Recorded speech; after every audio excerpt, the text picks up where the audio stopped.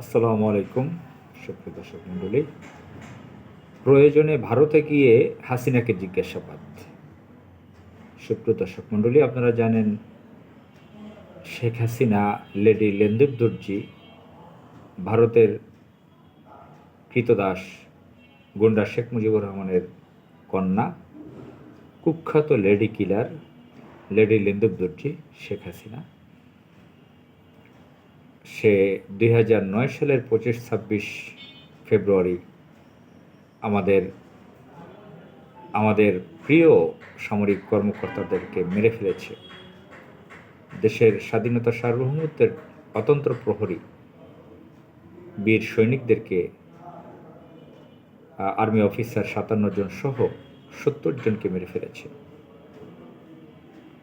এর সঙ্গে ভারতও যুক্ত, যেটা অলরেডি বিভিন্ন জায়গায় আলোচনা চলছে। মানুষ বলছে যখন ঘটনা ঘটছে তারপর থেকেই ভারতের ব্যাপারে আমরা এই আলোচনাগুলো চলছে, দেশপ্রেমিক এই কর্মকর্তাদেরকে মেরে ফেলার পর।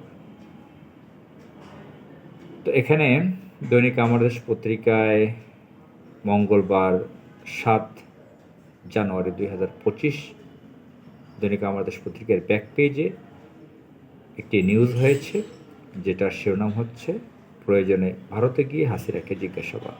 উপশিরোনাম হচ্ছে বিডিআর হত্যাযোগ্য তদন্ত কমিশনের সভা, হত্যাকাণ্ডের সময় পলাশী প্রান্তের মতো দাঁড়িয়েছিল সেনাবাহিনী, পিলখানা হত্যাকাণ্ড দেশের স্বাধীনতা সার্বভৌমত্বের উপর আঘাত।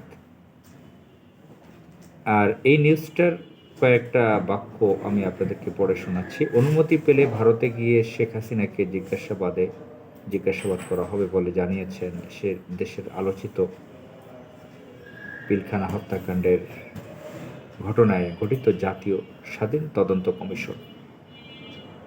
কমিশনের সভাপতি মেজর জেনারেল অবসরপ্রাপ্ত আলম ফজলুর রহমান বলেছেন, পিলখানার হত্যাকাণ্ড সাধারণ কোনো ঘটনা ছিল না। নিছক কোনো দাবি দাওয়াকে কেন্দ্র করেও এই হত্যাকাণ্ড ঘটেনি। পিলখানার দরবার হলে সেনাবাহিনীর অফিসার দেখামতই হত্যা করা হয়।